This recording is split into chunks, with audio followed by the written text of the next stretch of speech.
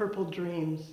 At Floral Design Institute, we have so many purple flowers. I just decided the entire design is purple today. Let's get started.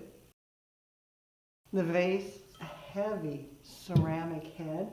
It is watertight. And I filled it with floral netting. Now it wedges in so tightly, I don't need to tape it, so I don't have to worry about trying to hide it. Just tuck it in.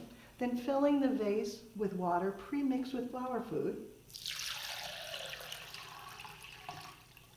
The flowers, all my favorite purples. Hydrangea, Eryngium, more of a bluey purple, Scabiosa, Veronica, and Nigelia, which is actually more white, but with just a very light lavender blush to it. Tied together, going to be fabulous. First, the hydrangea. They're so big and heavy. I want to tuck them in low so that they're close to the water source, and they help to break the line of the container, giving myself a nice base to work in. Just cutting it short. And then I go back and cut it a second time, and then placing it down in. Repeat that with another stem. Removing the leaves. I'm not going to do a lot of foliage this time, really focusing on the purple.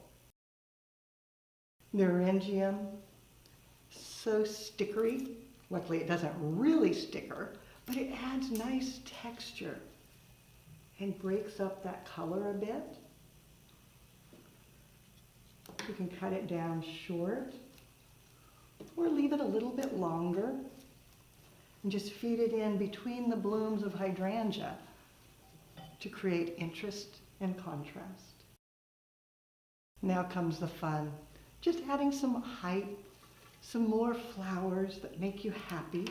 The Veronica, feeding it down in, some shorter, some even a little taller. Scabiosa,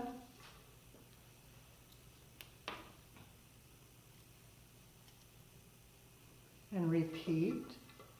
Some of the stems have natural curvature. Leave that. Use it because it makes it look so much more contemporary, casual. And then a little bit of the Nigelia to brighten. It too has some natural curvature. Go ahead and work with the curve. Let it extend. And repeat. And then turn the vase and look at it from all angles. Make sure it looks beautiful, front, back, and side to side. The recipe, the base was 3 stems of hydrangea and then 5 stems of Eryngium. Then for the design above, I have 5 Nigelia, 5 Scabiosa, and 5 Veronica.